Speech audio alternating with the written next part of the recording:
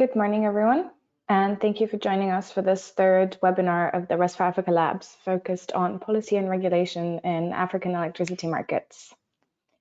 So as we know, when it comes to attracting private investment, the legal and regulatory environment is crucial, and potential investors often identify it as a key barrier to entering African markets. However, as we will hear today, there is much that can be done and is already being done to lower the regulatory risk to investments and change investors' perceptions. One of the ways to improve investor confidence is by ensuring long-term visibility of the evolution of the energy sector, for instance, through well-crafted energy sector master plans. Here to tell us more about these master plans is Costanza De Lucia, Regulatory Affairs Analyst for Africa, Asia, and Oceania at Enel Green Power, who will now give us a brief introduction to the importance of these master plans, key considerations when drafting them, and she'll also give us a couple of examples from Africa and Australia. Costanza, the floor is yours. Thank you very much, Irina. I'm not sure if you can see the presentation. Not yet, but I'm sure that very shortly we'll be able to see your slides. Okay. Perfect. Thank you. Okay, so I think we can go to the next slide. So before going through the true topic of our discussion today, I would like to give you a brief introduction of what is Enel Green Power. I'm sure that the majority of you have already heard about the company I'm working for. Enel Green Power is the company within the Enel Group that is responsible for developing renewable energy capacity all over the world, basically. As you can see from the map on this slide, we have plants in all of the 5 continents, and we have an installed capacity, a total installed capacity of just renewable energy of almost 60 gigawatts.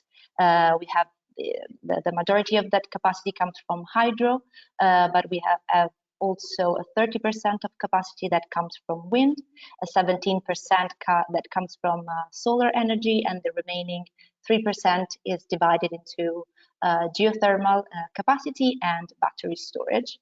And yeah, I think we can go to the next slide.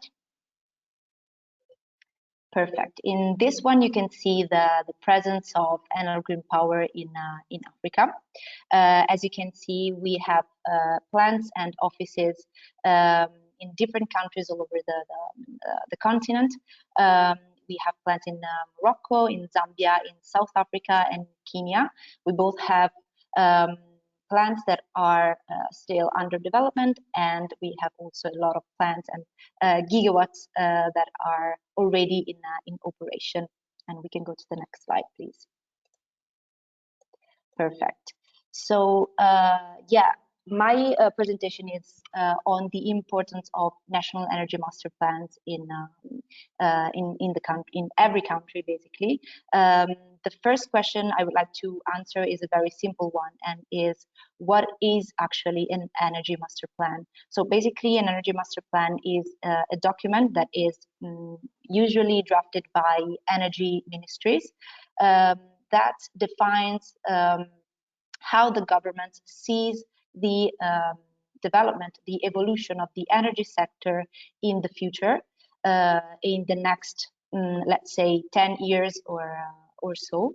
And in this kind of documents, the government defines specific goals and specific drivers, and also it identifies the needs that the country will have in terms of energy supply, in terms of critical infrastructure, and also in terms of money. So in terms of the investments, the amount of investments that will be needed in order to actually achieve all of that, all of those goals that the government has set. On the right side of this slide, you can see which are the topics that are usually covered in this kind of plans. So usually there are targets in terms of both conventional and renewable generation, but also the amount of investment that will be needed to develop the infrastructure for the future electricity system. And the last two topics that are usually covered in this document are energy access, so the access to electricity, basically, and energy efficiency. But why is an energy master plan so important? So basically, an energy master plan is a crucial document that also all private companies and private investors look very carefully on, because it basically provides the point of view of the government, the vision of the government, and the willingness of the country's government to develop in a sustainable way and to engage in a sustainable development path. So looking at these kind of documents, private investors can actually see the point of view of the government and how, for example, in our company, which is focused on the development of renewable energy, looking at master plans can give us the point of view of the government in terms of the expectation of the country of developing renewable energy in the country. So it's a very, very crucial document. And we can go to the next slide, please. Okay, so this is a very, very full slide, but I think it's the most important out of my presentation, of course, and it defines which are the key steps in order to draft an effective master plan. As you can see, is a circle. So the first phase is the assessment phase or analysis phase. In this stage of the process, the committee that is responsible for drafting the master plan have to understand, estimate, and evaluate a lot of indicators in terms of the expected energy demand in the future of that specific country, the expected energy supply for the future, but also it has to evaluate the macroeconomic indicators, but also the evolution of demography. So how much will the population grow in the future? Another important indicators that has to be assessed is, of course, the expected evolution of the global energy market, for example, and of course of the prices of the different fossil fuels.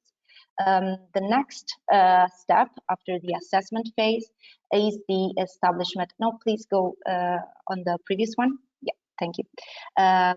So the next step after the assessment phase is the scenarios phase. So after assessing the current situation and the possible future situation of the countries, the committee has to establish different scenarios based on the different expected level of demands for energy, different level of macroeconomics indicators, and so on and so forth. And for each of those scenarios, usually the government or the committee try to set specific targets. I will skip this for now, the target topic, because we will see that more in depth in the next slide.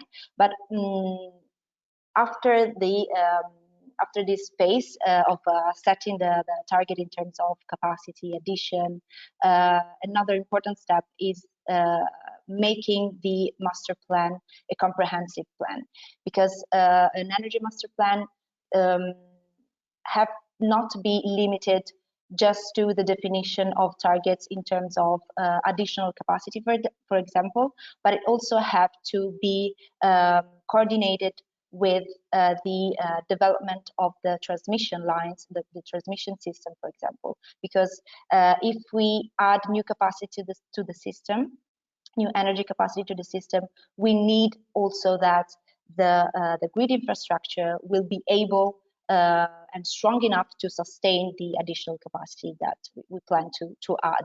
Another important figure is that the master plan should be consistent with all of the other already existing plans and strategies that the country and the government already set. So they need to be consistent with all of the other strategies. Then the next step is a very important step, and is consultation, the consultation phase, because every time the government is drafting a new document, a new strategy, is essential to involve also the other relevant stakeholders. So, for example, in this phase, the committee that is drafting the master plan will need to hear the feedback and the point of view of other institutions, like for example, the Ministry of Energy, the Ministry of Environment, the Ministry of Finance, and so on and so forth.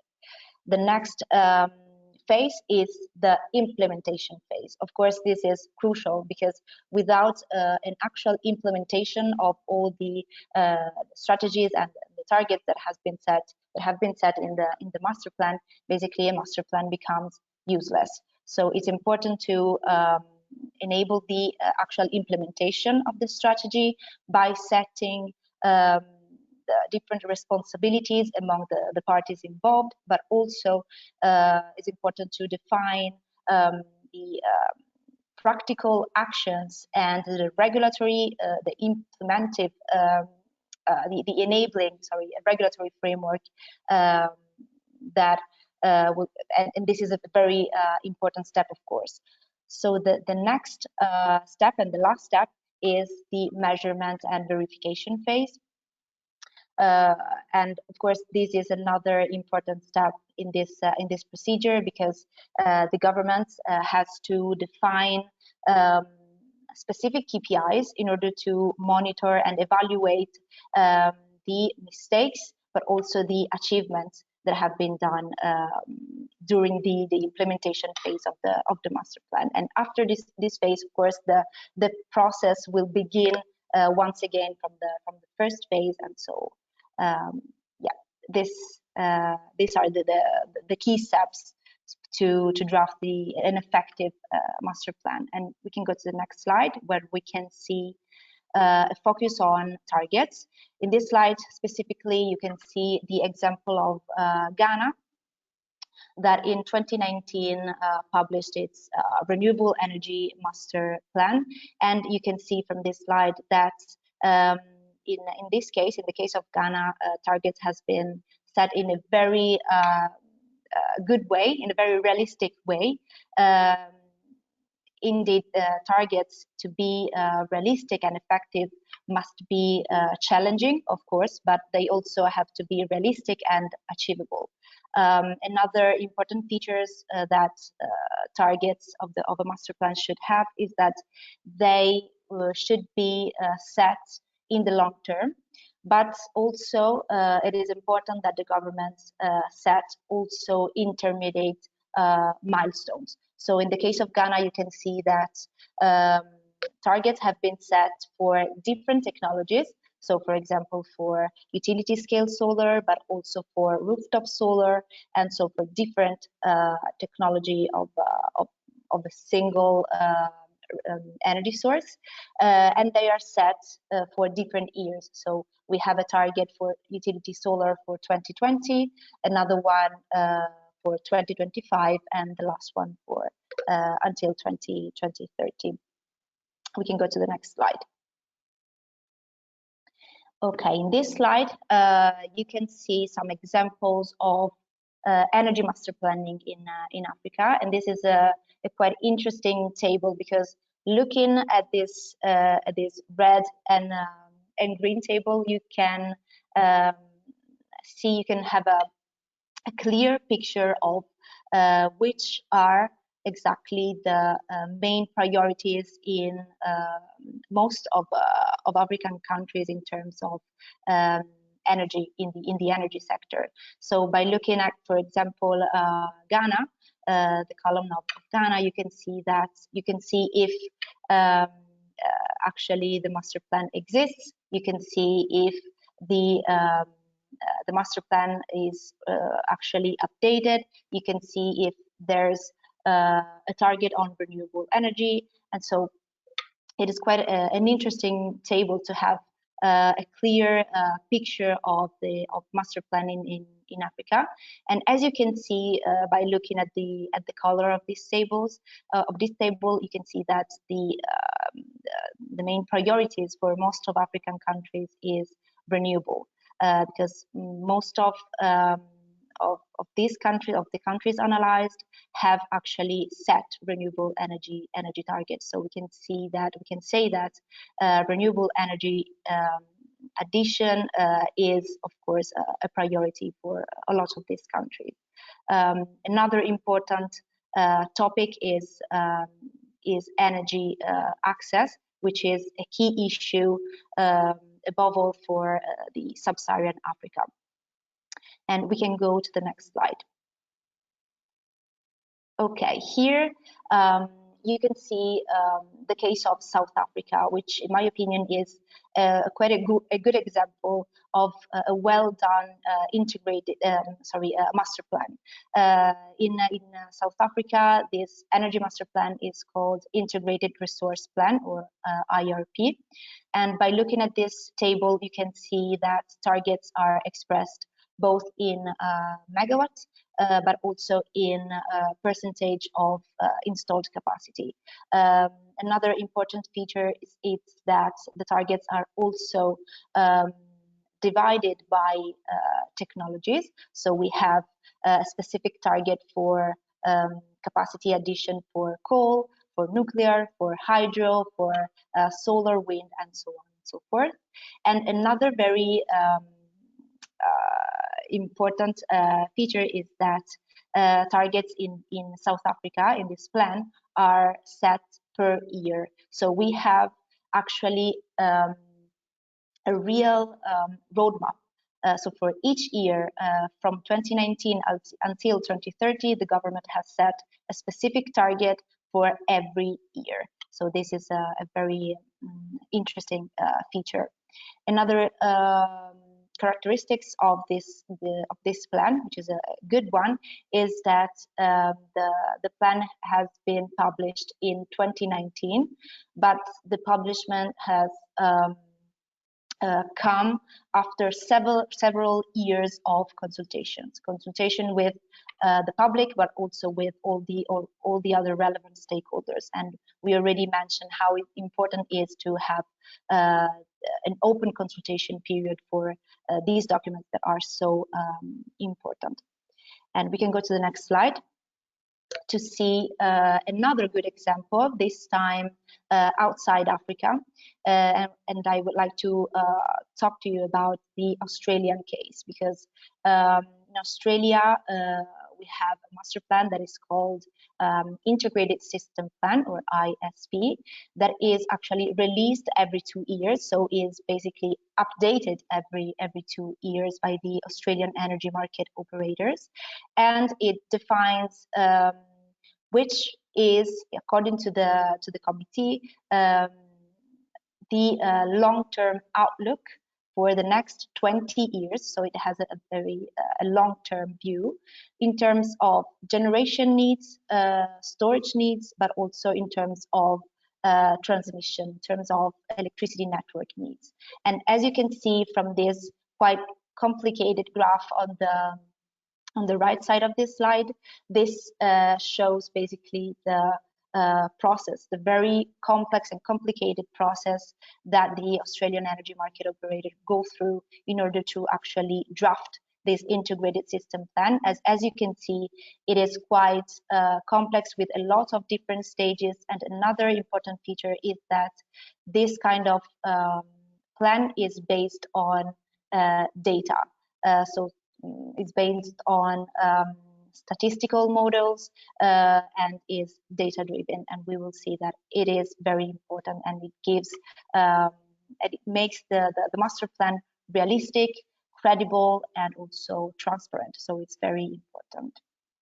And we can go to the next slide, please, which is the last one. So in this slide, you can see which are the key recommendations. So it's just a sort of summary of all the topics that we covered today. So in order to have an effective energy master plan, the process of drafting this plan has to involve all the relevant stakeholders, so both private entities, but also public entities and all the relevant ministries.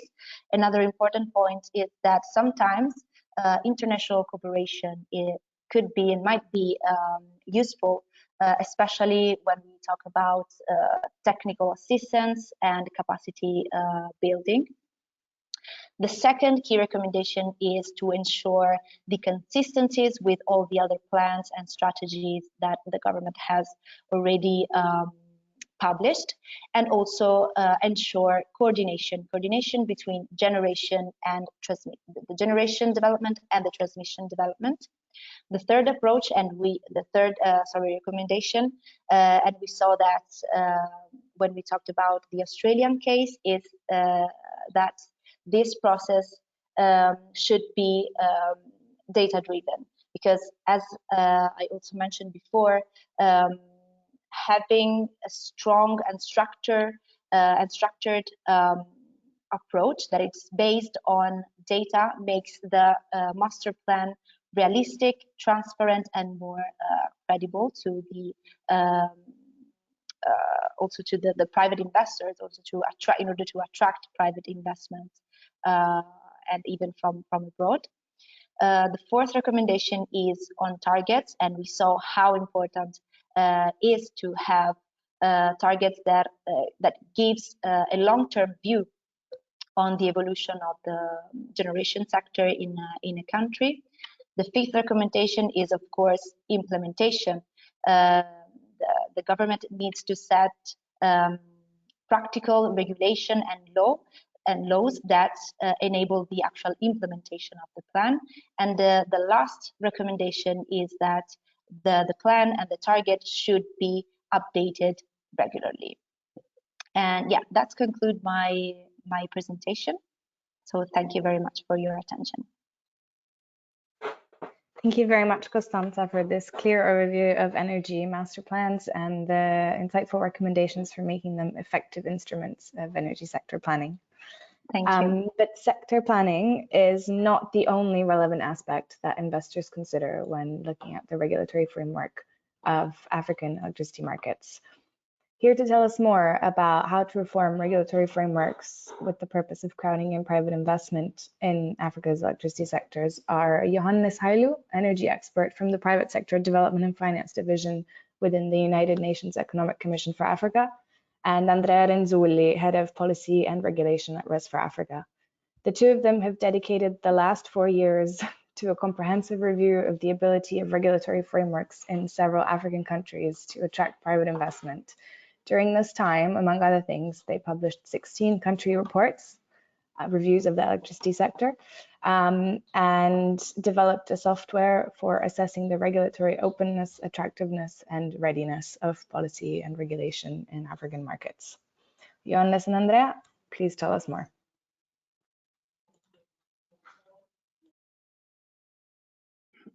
Okay, thank you. Thank you very, very much. My name is Johannes Hailu from the UN Economic Commission for Africa. A great pleasure to have been invited to join you here by RES4AFRICA Foundation. I have joined them in numerous similar exercises, and I'm very happy to once again join and be part of the discussion about regulatory reform this morning. This particular session would be discussed jointly with my colleague Andrea.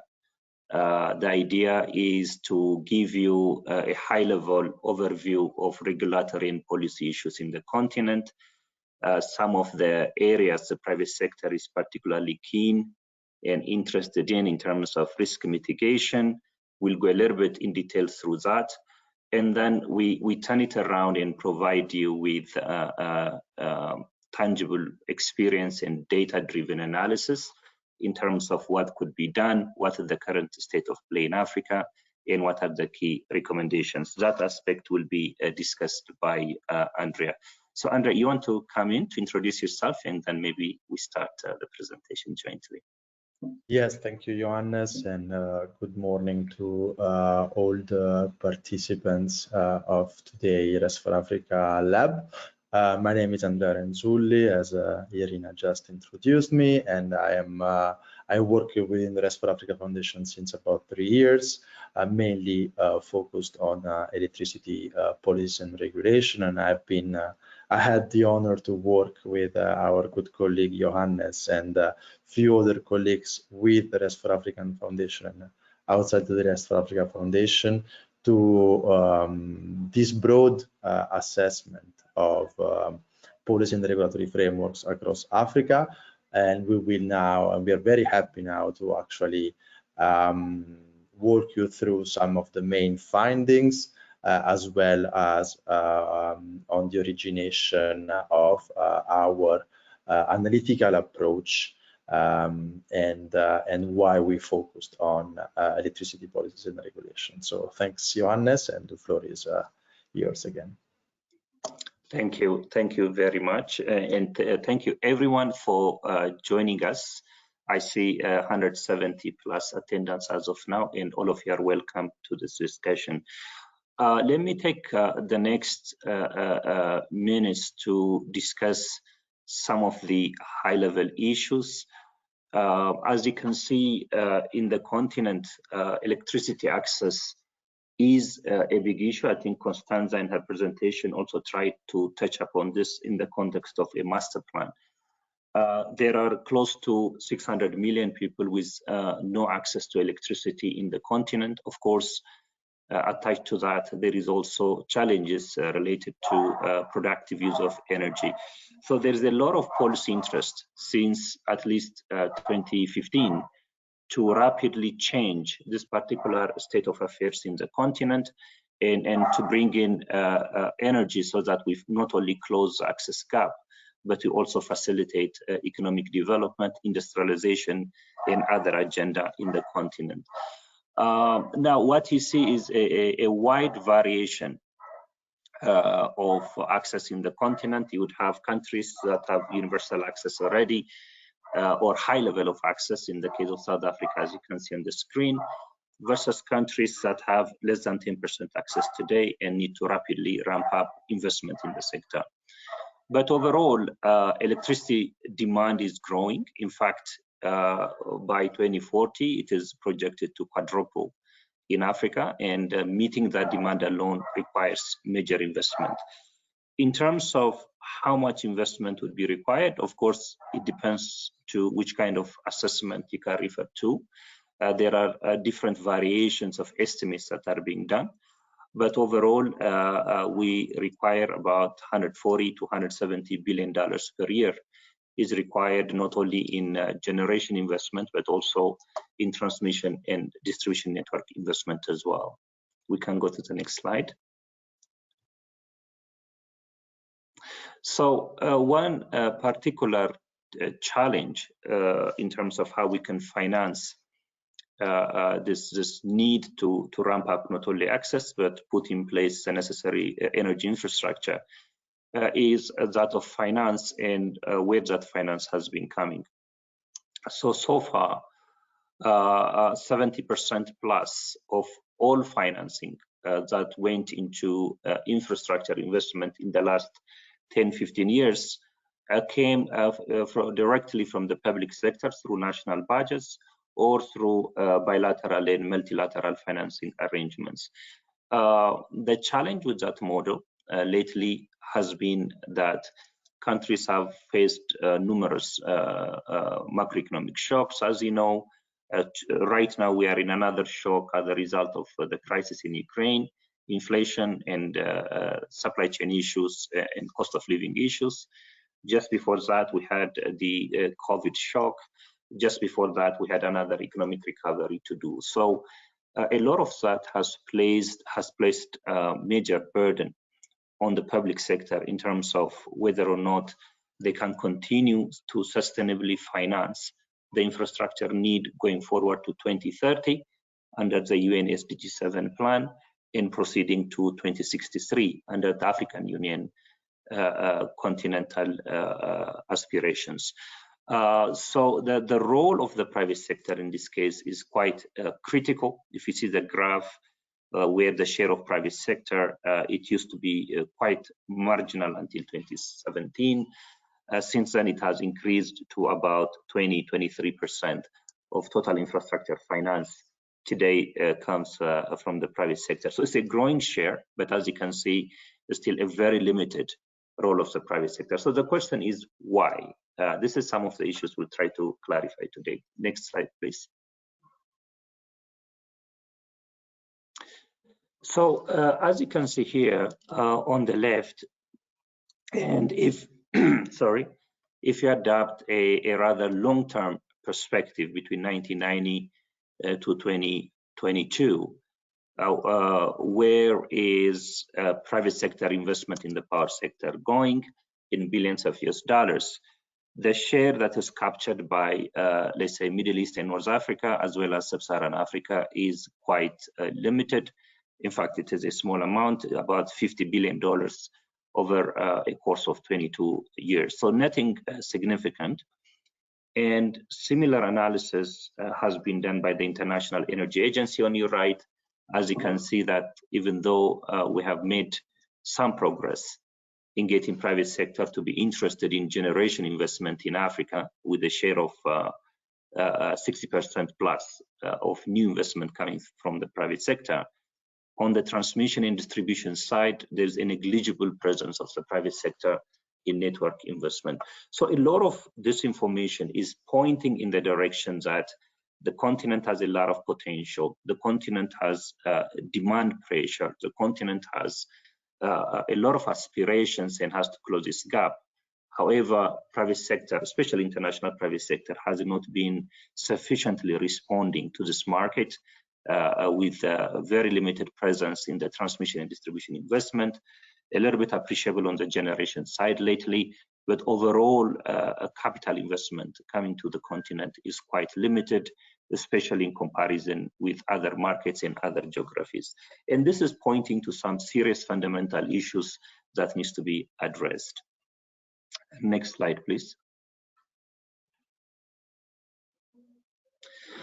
So in terms of an overall high-level observation, in order to encourage private sector to come in, of course, some fundamentals have to be in place. In Africa, we believe a number of those fundamentals are in place. There is high population growth in the continent. Africa is among the fastest growing regions in the world today in terms of population. If you look at projections between 2025 going to 2050, we believe that 8 out of 10 fastest growing cities would be in Africa. It is a highly urbanizing and fast urbanizing continent. Therefore, this population growth and large-scale urbanization at a high pace is likely to lead to demand growth in the continent, which would make some case for the investment.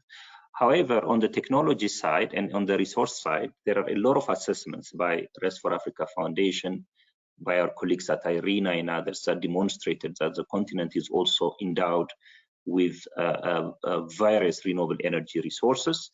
And fortunately, the technology to develop them has also been improving in terms of cost reduction, efficiency, and other technology characteristics. So a lot of these issues are aligning.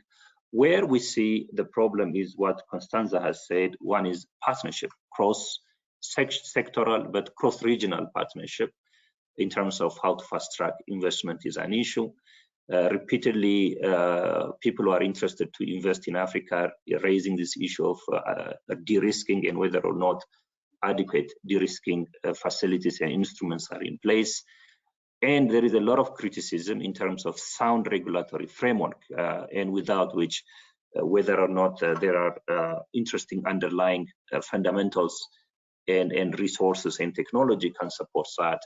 However, regulatory and policy in many ways impede the degree of private sector investment in the sector. So this particular angle is what we're trying to open up this morning through our discussion, and see what are practically some of the regulatory and policy issues and how they could be addressed.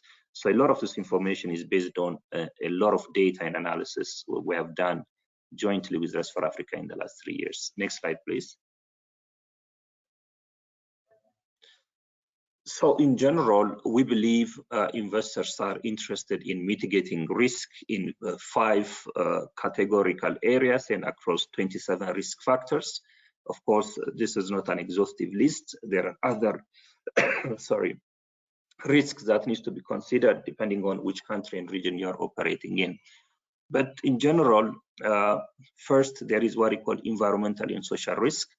Whether or not there are social acceptance of a particular project, whether or not there are environmental impact assessments properly integrated, and those assessments leading to environmental and socially sustainable practices in business.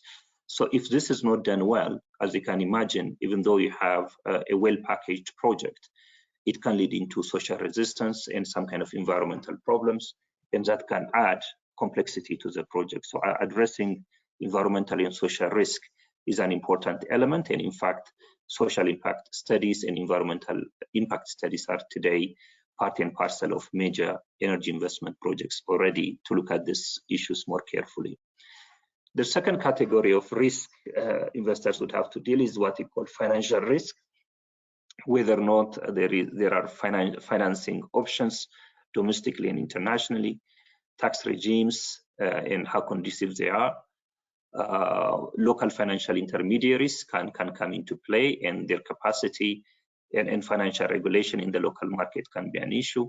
And inflation and risk, I would also add interest rate, how these are addressed in terms of project close agreements with the host government or with the respective institutions, whether or not risk inflation accounting procedure is allowed, or whether or not currency or exchange rate risk are a part and parcel of the project agreement, and interest rate risk as well if domestic financial mobilization is an issue. So a lot of these financing issues in risks, if not well managed, would also of course have long-term implications in terms of cash flow and in terms of profitability of the project going forward. There is also, of course, construction and operation risk, including local content requirements by countries in terms of recruitment of labor, as well as sourcing of material. So those needs to be looked at carefully in terms of their impact on project design and implementation.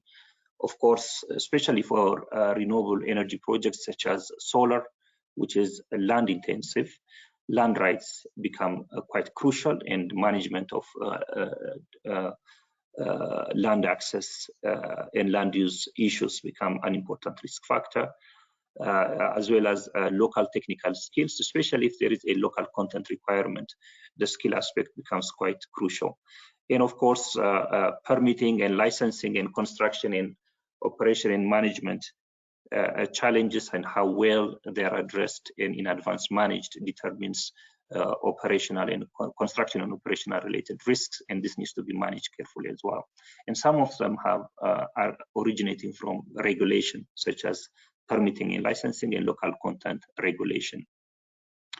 Of course, the legal framework is a very, very crucial component in terms of whether or not all investors are dealt with a principle of transparency and fair treatment, how easy it is to start a business in terms of getting a license and operational permissions, what are the domestic legal and regulatory risk, grid access issues, IPP operation rules, concession rights, and all the way to the large scale issue of dispute resolution mechanism, domestically or through international mechanisms, and political risk management. A lot of this defines the kind of legal risk you'll face, and of course risk affecting revenues. I would argue a lot of this combined would affect the cash flow of a particular project, and it can affect profitability or bankability of a project over time. Next slide, please.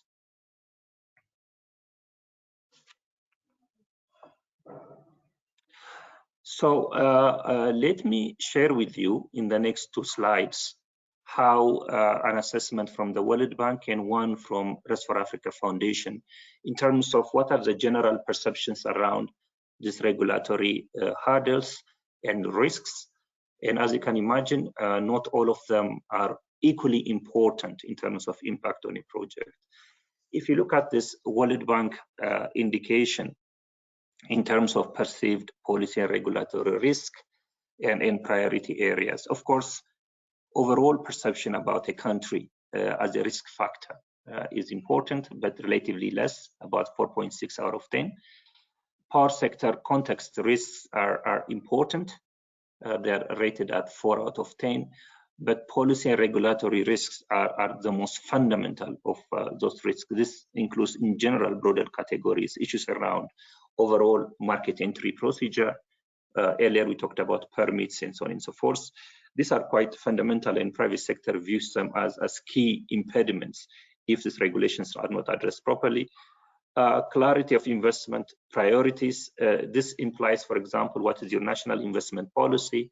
What are the sector policies? I think earlier we were talking about the issue of master plans.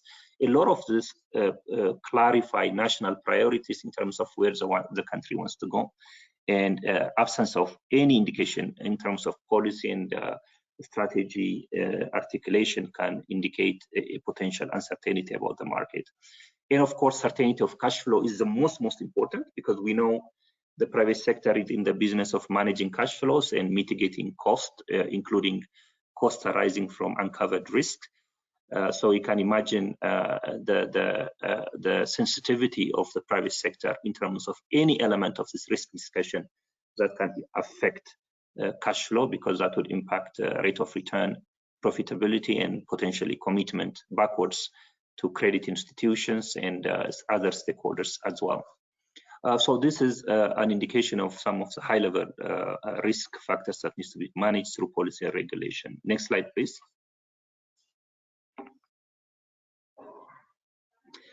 I find this a very interesting study by RES4Africa, reaching out to 116 participants in a survey between private sector and public sector, and of course, majority of the respondents were from the private sector. This study was done in countries with very diverse regulatory systems, as well as market operation approaches.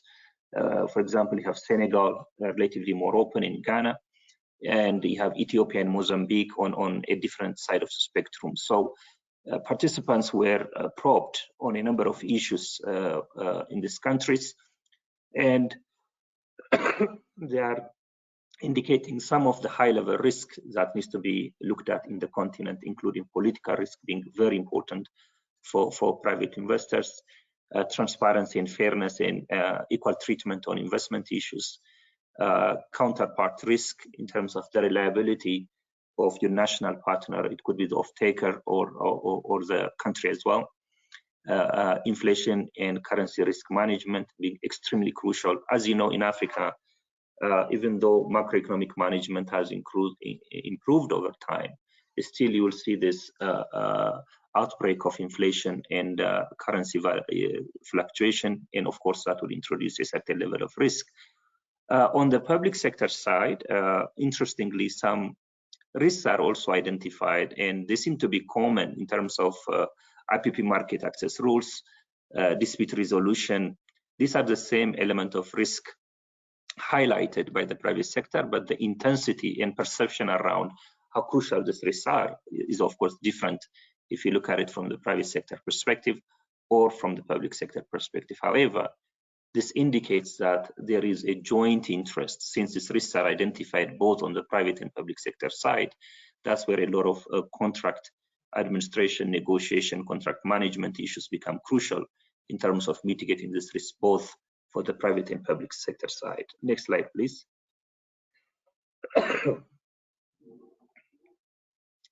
So to recap, I think we have discussed this in the previous slide. Policy and regulatory risks are, of course, complex and diverse. They come from different sources. What is important is both for the public sector and for the private sector in the context of the country or region they are operating to correctly identify these risks and put together a negotiated contract or a standard contract in some cases that would address a lot of these concerns to fast track and facilitate investment. Some of that has nothing to do with the energy sector. It has to do with the country context as well in terms of investment policy, overall economic management and governance, macroeconomic parameters, governance principles at the country level. A lot of this would have implications across investment in any sector, including in energy. From the World Bank study, we have seen that this is an important factor, but less of a factor in terms of risk categorization. Then, of course, you come to power sector context itself in terms of its profile and characteristics, demand and supply issues, sorry, long-term prospects, in which direction the sector is evolving. But the most important, as we discussed, is policy and regulatory issues, because they directly define ease of market entry and market access.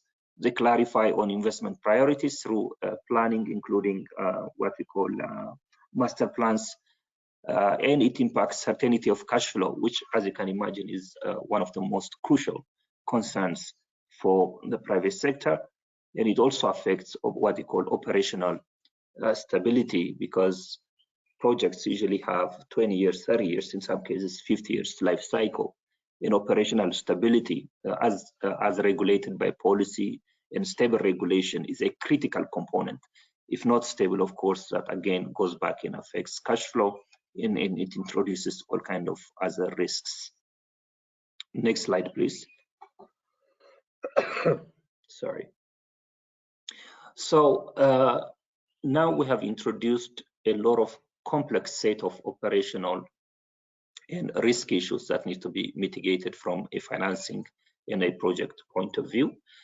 Ultimately, an investment decision has to be made. At the beginning, we have made the argument that Africa is not attracting much of the global investment to come in. In fact, out of the 2 trillion global energy investment last year, developing countries and emerging countries at large attracted only 1/5 of that global investment. And if you look at that data at Africa level, it is a small slice of that global investment that's been captured. Therefore, why are investors cautious about certain markets, certain regions, and what can be done to address those challenges to fast track investment? So investment decisions, as we have seen, are related to what we call project risk, as well as policy and regulatory risk, which we discussed, which includes market governance issues on the policy and regulatory side. Because you'll be operating in a certain market, it will be quite crucial to see how well it is governed, whether or not the rules and regulations are very clear, whether or not the operational rules are very clear. This is quite crucial. The second one is project governance, which is under what particular regime is an investor's asset going to participate in that particular market needs to be clearly defined. Planning, master plans, a lot of these are important because they provide long-term clarity about the direction of the market as well as the direction of the country in relation to that particular market, and it's crucial. Tariffs and incentives, general economic regulation is quite crucial because it directly impacts cash flow. Permits, authorizations, and other processes, and how easy and how well they are administered, and whether or not there is what we call transaction cost inbuilt, lengthy and costly and tedious transaction process involved is an issue. In fact, a lot of the countries are advised to move towards a single window approach to mitigate the transaction cost in this area, but it's an important factor. As well as system integration rules, how easy is it for you to come to invest, to plug in, to operate under clear regime? All of these are quite crucial regulatory considerations. On the project risk side, of course, energy off-taking, market access issues are crucial. Whether or not your off-taker is a reliable partner, whether or not you have power off-takers in the domestic market, or they are also integrated within a broader regional energy market. A lot of these issues have implications to investment decision, as well as, of course, construction, operation, and management, as well as financing risks. So a project developer would have to worry about a lot of those project-related risks at their disposal in their management, as well as overall policy and regulatory risk that is introduced depending on which country you are operating in, and a lot of this needs to be managed. Next slide, please. I believe I have 5 minutes, but I have 2 slides left. I would manage. So from our perspective, as you can see, these are a platitude of a lot of issues. A project developer would have to be cautious to develop and implement a successful project that responds to the requirements of the country, but that also responds to the requirements of rate of return. And for us, in the last 3 years, we started by saying what would be an appropriate methodology that would look at a canvas of all these issues and put together a credible information that national regulators could understand, could address, and could resolve. Because it is one thing to say African countries have regulation and policy issues to address. It is another to be quite specific and to the point and provide very targeted advice. This is where we believe the value of this work over the last 3 years was in providing very data-driven, objective, unbiased, and methodology-driven regulatory information in terms of where the gaps are in a country, in terms of overall regulation and policy, and where resolutions can be made. And we classified a lot of them into 3 broader clusters of issues. One is what we call power sector structure and governance, how the overall power sector is structured and governed. In some cases, you would have a power sector structure where private sector is forbidden by law to participate in transmission investment or distribution investment or in the off-grid segment, and is allowed only to operate in generation investment. And this is quite characteristic. That's why you saw a higher share of generation investment of private sector in the data we showed earlier, but very little in network investment, because a lot of regulation has not yet transformed and opened up. So how the power sector is structured and governed is quite important. There are a lot of issues that Andrea's presentation would unpack, but these are a cluster of issues to consider if a country is to improve its regulation and policy towards a more friendly environment for upscaling private investment. The second one is what you call sector economics. So this is issues around tariff management, issues around subsidized tariff or cost-reflective tariff, issues around incentives if they are provided, especially for new technologies like renewable energy technologies.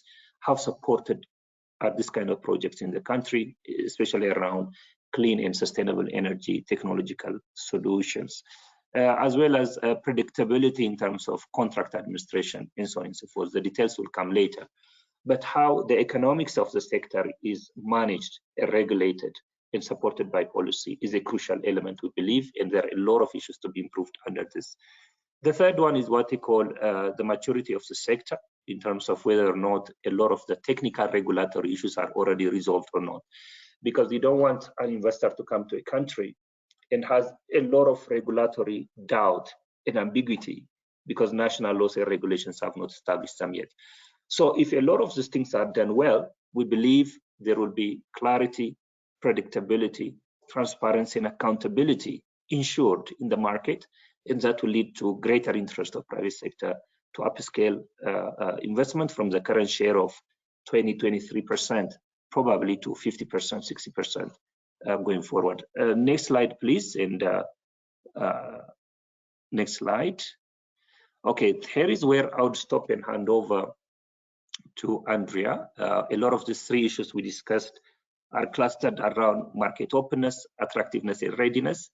I'll not go through the detail of that since Andrea is going to take us. But let me leave you with an overall point that there is a general recognition in Africa today that private sector investment is absolutely crucial going forward to supplement public investment in infrastructure. Doing that requires addressing a lot of the policy and regulatory issues, which are identified and resolved here. The question is how we do it. How do we identify them and how do we do them at country level? And Andrea is going to take us through the evidence for that process. I stop here and thank you very much. Thank you very much, Johannes, and I hope you can all hear me well. So I am stepping now in to actually walk you through the main findings that our analytical work that targeted 16 African electricity markets actually gave us in terms of how open, attractive, and ready African electricity markets are based on the current policy and regulatory frameworks towards private sector participation. So as Johannes just mentioned, the first element we have been focusing on in our analytical work is the openness dimension. And why the openness dimension is important is because when we take the perspective of private investors, the degree of accessibility of a market is, of course, the first element that an investor tends to evaluate when scoping for new investment opportunities. But what do we mean by open electricity market? Next slide, please. Well, open electricity markets are characterized by a competitive environment where market participants can benefit from certainty regarding, for instance, the future director of the sector, the clarity about the requirements for operating within the market, as well as the independency and transparency of market governance, surveillance, the fairness of the rules that are defined for accessing those markets, and so on. If we go to the next slide, please. Essentially, this dimension covers several policy and regulatory elements that we consider as being all relevant in the determination of the degree of openness of the market. Can we go to the next slide? I don't see the next slide coming.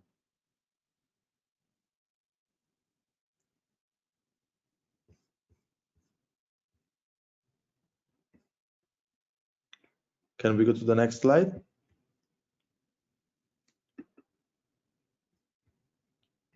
Hello? Andrea, I can see the next slide. Oh, okay, sorry. I cannot see it. Probably there is some delay in the connection. So what are those key elements?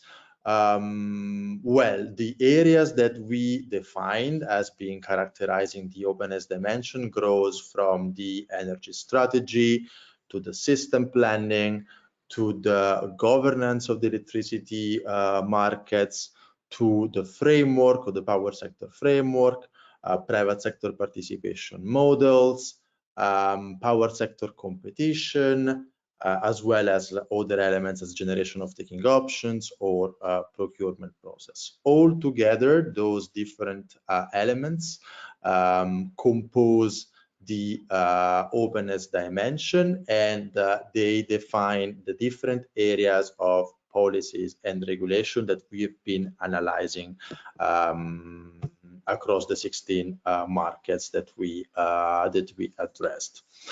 In this slide, you can actually see the aggregated results of our analysis at continental level.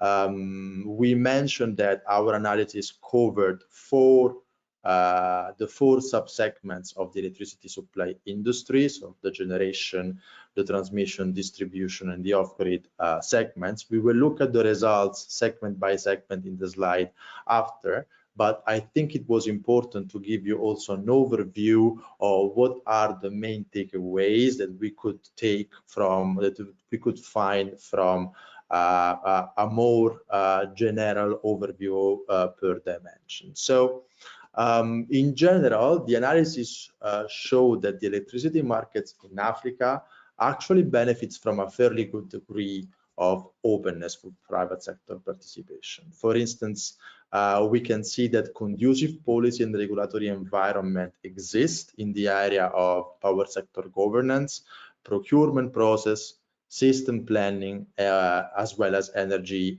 sector strategy.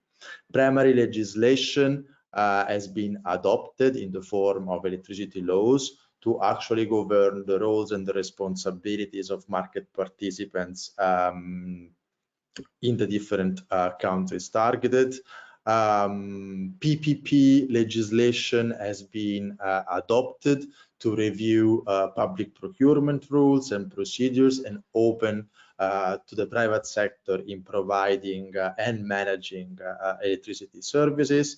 And general, there is also a fairly well-developed regulation for long-term planning, at least of the generation infrastructure across the different markets. However, we can still see that some barriers prevent, let's say, effective market openness for private participation. Those barriers can be mainly found around the power sector framework, due to the still dominance of vertically integrated public utilities, as well as on limited business models that are available for private generators to sell electricity output, or transmission and distribution services that are still largely dominated by state-owned utilities, and the presence of key regulatory bottlenecks that constrain the openness of these services to interested investors. Let me go now through the openness dimension results segment by segment, where we can focus on also the lesson learned from the lessons we learned from the analysis of, let's say, more prepared policy and regulatory framework in terms of openness across the different markets we assessed. If we go to the next slide. So here, more specifically, as I said, we can see the results of our analysis of the 16 African markets targeted under the openness dimension for the generation segment. Just let me explain 1 second how to read this graph. The results here are shown highlighting the minimum score, the maximum score, and the average score at continental level. Let me also remember that 0 signify a lack of regulation, while 3 signify a complete provisions, a complete set of provisions in that particular policy or regulatory area. In the graph, you can also see the gray band, and the gray band actually show the distribution of scores across the spectrum. So in general terms, for the generation segment, what we could see is that if you go on the next slides, that the power sector governance and procurement process generally performs quite well in the generation segment, while the average score confirms the difficulties that we mentioned previously on the areas of power sector framework and on the generation of taking options. Go to the next slide, please.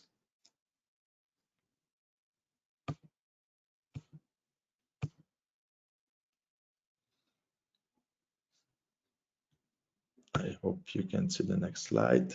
While in the transmission sector, the analysis actually the analysis showed us that good performance are again confirmed in the area of power sector governance, while underperformances are spotted more in the areas again of power sector framework, as well as this time also in the area of private sector participation model regarding the transmission segment. So how we can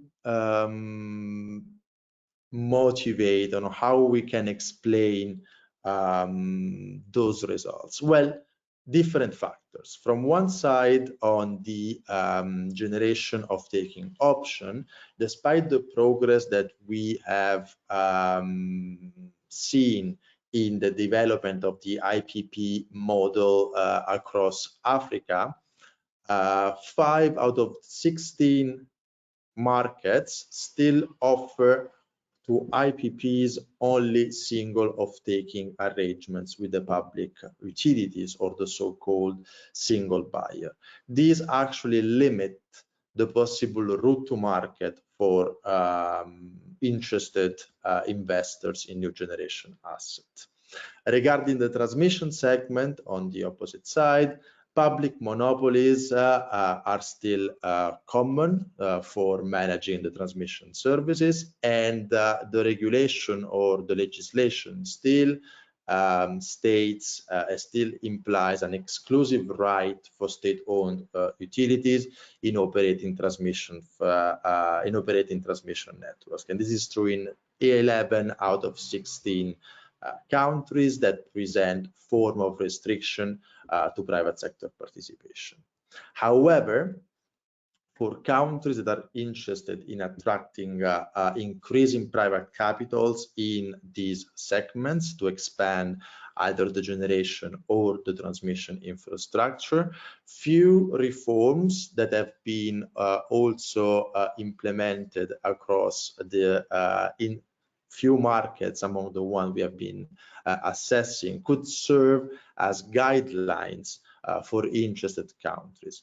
So it is true that IPP with single buyer do present interesting opportunities for expanding the generation infrastructure, but allow the presence of multiple off-takers like corporate buyers could provide additional route to market and additional opportunities to enter the market for interested generators, especially in those markets where public utilities may face financial difficulties in contracting additional electricity from private generators.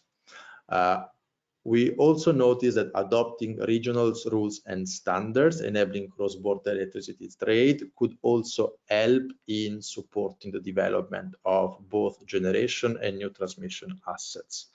Finally, allow the private sector to build, own, operate, and sell transmission services to the national utility for specific transmission assets through models known under the name of independent transmission operators could be an interesting business model to actually involve private sector capitals in the development of new transmission assets.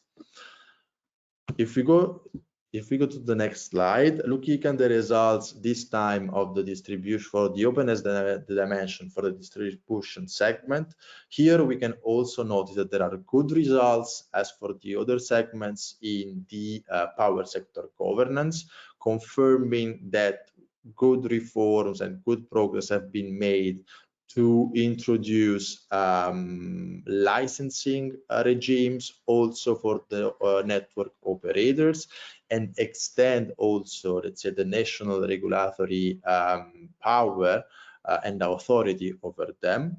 But further action may be needed in the form of power sector framework and system planning for distribution infrastructure. Looking again on the results of the openness dimension for the off-grid segment, similarly here, the analysis confirmed the good results in the areas of power sector governance, but it also showed areas of improvement to support the flow of private investments in key regulatory areas such as power sector framework and private sector participation model. So again, looking at what are the causes of such barriers and such, let's say, poor performances, and looking at what could be the lesson, the useful lessons for interested countries coming from successful African markets that have implemented reforms in those areas, what we learn is that, of course, it is important for reform, for private sector participation to reform power sector framework and introduce some level of market unbundling. The lack of unbundling, as a matter of fact, still hampers the development of private entities across the value chain, as it facilitates some kind of protective behaviors from the market, from the incumbents, either in terms of market shares or other.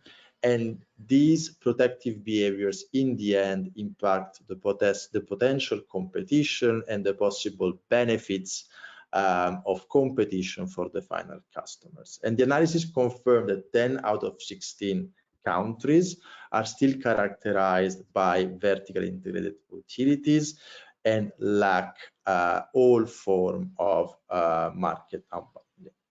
So the countries that are interested in attracting more private investments should consider the possible benefits of introducing some form of market unbundling that can be also considered on a progressive way, starting from accounting unbundling at first to go more to the operational and then structure unbundling of utilities. Of course, more profound market reforms can also be considered with the creation, for instance, of an independent transmission system operator. And we have seen many African markets going in that direction, from Kenya to Senegal to South Africa right now. Of course, it is very important to introduce the legal right to access the electricity network, to define primary legislation that is able to clearly state obligations and rights of all the market participants, and to establish a clear legal framework for electricity infrastructure procurement. Now, if we go to the next slide here, I will just really quickly walk you through the meaning of the attractiveness dimension, which is the second dimension that we consider in our analysis. And it is, in our view, the second dimension that private companies would assess when scoping for new market opportunities, because here is where we can look at policy and the regulatory elements that will have an impact on the financial viability of new electricity infrastructure assets. So this dimension is actually composed by several elements. As for the openness, and here we have been looking at key policy and regulatory topics such as the contract regulation, the economic regulation, the existence of incentives to support determined technologies, the existence of indirect incentives, as well as the presence of credit enhancement instruments to decrease the cost of capital for new investments. Again, some preliminary findings that could be valid at more continental level. The analysis showed that the attractiveness dimension still presents several challenges in the eyes of private sector, and that African electricity market are still struggling to reach a high level of attractiveness in the eyes of possible interested private sector investors. And this despite some efforts, some very relevant efforts have been made to clarify, for instance, the economic regulation and increase the transparency of the cost structure and of tariff determination process, despite the fact that contract regulation is advancing, especially related to generation and distribution service, with the adoption and usage, or with an increasing adoption and usage of standardized contract that simplify negotiation and also support in definition of bankable commercial conditions, despite the fact that several indirect incentives such as tax exemptions and import duties relief have been introduced, especially to support renewable energy technologies and off-grid components. However, the analysis also showed us that the reforms in the economic regulation have still failed to achieve concrete improvements in the cost transparency and cost reflectivity of electricity tariffs. That the regulatory incentives that have been introduced so far to support, for instance, the development of renewable infrastructure still lack a good degree of differentiation and in the definition of competitive access to drive down the costs of the development of renewable energies, and also that transparent contract regulation, especially for transmission and distribution service, has still to improve. Next slide, please. Now, here we can observe the results of the analysis of the attractiveness dimension for the generation segment.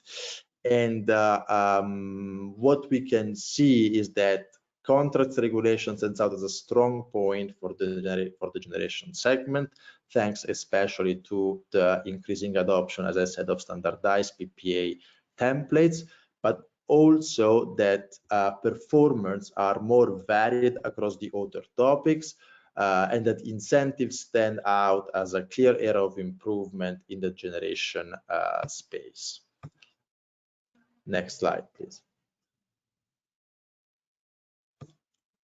So the reason behind this is that 15 out of 16 countries in our review lack a comprehensive legislative framework to support renewable energy deployment.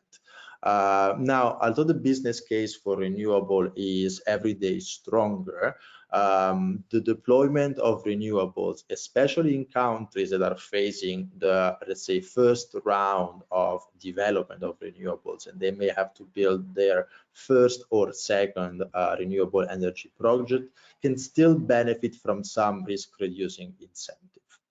And then when financial incentives are aligned with energy policy targets, we can really see an upscale in interest from private sector investors and in the actual implementation of projects across the countries that have been able to adopt such incentive schemes. We also learned that a competitive approach for the design and awarding of financial support instruments, such as the usage of tenders and auction, do play a very important role in ensuring efficient and cost-effective development of renewable energy at scale across the markets. And that also the introduction, for instance, of performance-based incentive for infrastructure asset operators can also be a very important role to support actually the increasing of good operation of networks in electricity markets. If you go to the next slide, so for the transmission segment, yes, Andrea, I'm sorry to interrupt you. We're currently on slide 22. Can you correct me if I'm wrong? Yes, on the attractiveness of the transmission segment, absolutely. Perfect. Thank you. Okay, thank you. So the analysis of the attractiveness in the transmission segment again confirms the difficulties that we have seen also for the generation in the attractiveness dimension. Here, the performance, especially in the contract regulation, stands out as a clear area of possible improvements. And if you go to the next slide, this is mainly because our regulatory review has found that nearly half of the country demonstrate a lack of transparency regarding the establishment of key sector contracts, such as a transmission service agreement and or concession. Here again, to facilitate private sector participation in this area for countries that are interested in increasing investments in transmission assets through private sector participation, the definition of clear rights and obligation, of the well-defined performance requirements for network operators, and of favorable remuneration conditions for transmission operators may play a very important role in increasing the level of attractiveness of transmission segment in the eye of private investors. Additionally, also, transparency in the contract negotiation process, of course, is very important to actually avoid any red tapes. And one way of improving in the area of transparency is by involving the national regulatory authority in the review and or in the approval of contractual terms negotiated with the potential investors. So to end the overview of the results on the attractiveness, I will just quickly go through the results for the distribution segment and for the off-grid segment, where you can easily see that actually the topic that presents let's say the lowest score or average score at continental level is the one of economic regulation for both sector. And of course, if you go to the next slide, economic regulation is once again a key area of or a key determinant of the attractiveness of electricity market. And our analysis showed that basically nearly half of the assessed countries still lack transparent and cost-reflective tariff regulation and administrations. As I said, reforms have been implemented, and we can notice progresses in terms of increased transparency of the tariff administration process and increased transparency in determination the determination of tariff methodology. But we still see that those reforms have had limited impact in improving the cost reflectivity of the electricity service. And this can come from a various number of different factors, from the lack of clarity on the tariff setting methodology, or the absence of regular tariff reviews period, or the unclarity about the responsibilities in the tariff determination, and so on. So again, to improve the performances in this area, it is crucial that countries adopt effective cost recovery as the core objective of the tariff policy to actually ensure the long-term financial viability of the electricity supply industry. It is also essential that countries define clear, detailed, and transparent tariff setting process and methodologies put under the regulatory oversee of national independent regulatory authority. Finally, it is also recommended that countries adopt dedicated tariff policies and methodologies for mini grids that have to reflect different costs associated with the development of this particular type of infrastructure. Now, to conclude on this broad review, and I know that I have just a couple of minutes more, I'll try to speed up a bit the process. The third dimension that we assessed is the readiness dimension. The readiness dimension is meant to look at technical regulation that has to support the integration and secure operation of new infrastructure. If you go to the next slide, you can see the elements that we considered under the readiness dimension that goes again from the authorization and permits needed to streamline the investment process, to system planning again, grid codes, grid access related regulation, system quality and security standard, mini-grid integration, and finally, the very important aspect of access to relevant data of electricity markets like demand or network reliability.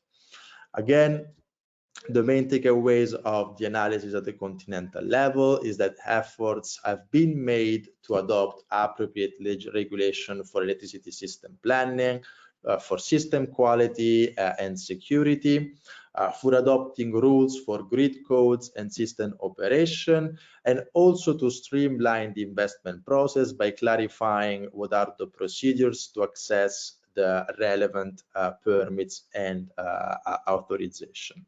However, clear rules and regulation regarding system operation and condition for grid access are not yet adopted consistently across the different countries, and we can notice very wide differences country to country.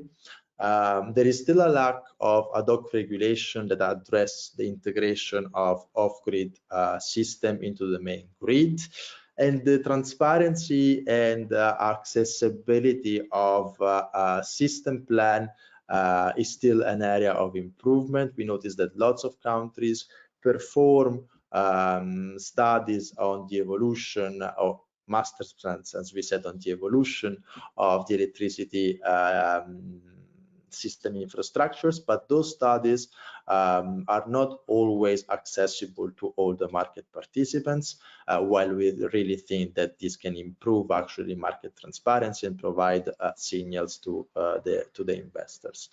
Now, if we can go on the next slides, again, here we can see the results segment by segment. Overall, the analysis for the generation segment confirm the efforts I was mentioning before, but also show that clear rules and regulation regarding system operation and condition for grid access are not yet consistently in place, and this can improve by, as I said, defining, next slide, please, defining mandated independent authorities that are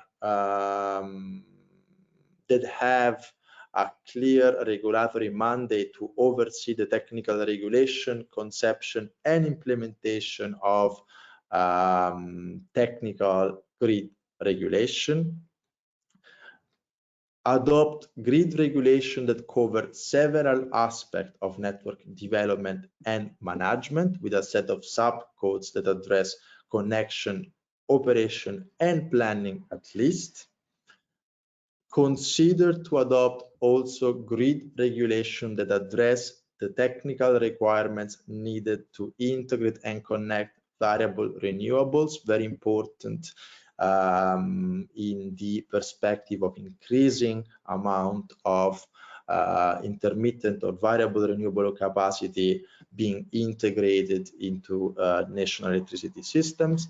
And finally, to define a clear and transparent process to monitor the compliance from the different network users with the provision of the off-grid regulation. And here again, the role of national regulatory authority is very important. If we go to the next slide. Sorry, and can I just ask you to wrap up the Q&A? Absolutely. Thank you very much. Finally, final elements for the transmission and the distribution segment. Here, the analysis show how the focus is on grid access. Grid access regulation, as we can imagine, has a very important role, and our analysis showed that 8 out of 16 countries still lack of clear responsibilities and cost allocation related to grid connection. Useful guidelines that can be adopted here is the inscription of mandatory access to national grids in the fundamental electricity laws, the definition of simple, clear, and efficient connection process, as well as the adoption of standardized system access contracts. And to conclude, when we look at the off-grid segment, also considering the relevance of this sector to achieve universal access, The analysis of the element considered in the readiness dimension show that ad hoc regulation addressing off-grid system integration is still a major barrier to the progress of private sector participation in this sector, that support this by adopting technical standards for mini-grids integration with the main network, and exit option and possible commercial models for grid operators, for mini-grid operators in the case of the arrival of main grid, play a key role in enabling the scale up of private investments in this infrastructure. So to conclude the analytical framework that we called ROA, Regulatory Openness, Attractiveness and Readiness, helped us not only in having a clear picture of the current status of development of policies and regulation across the African market, but also in develop a blueprint for advancing policy and regulatory reforms. And this is the work that we are doing right now with ACA to develop a framework that could become a strategic document at the level of the African Union Commission to provide useful guidance on what is needed, on what could be possible strategic guidelines to build a more conducive policy and regulatory environment to private sector participation in electricity infrastructures, in the end as a support to achieve SDG 7 targets and the broader socioeconomic development targets of the African continent. Thank you very much, and of course we remain available for potential questions. Thank you very much, Andrea, and thank you again to Johannes and Constanza as well for sharing your insights with us today. Thank you to the entire audience who stayed with us and followed the entire session. Thank you very much for being here, and please stay tuned for the next session of the RES4Africa Labs on the 31st of May at 10 a.m. focused on grids and infrastructure. Thank you again for being here, and enjoy the rest of your day. Goodbye. Goodbye.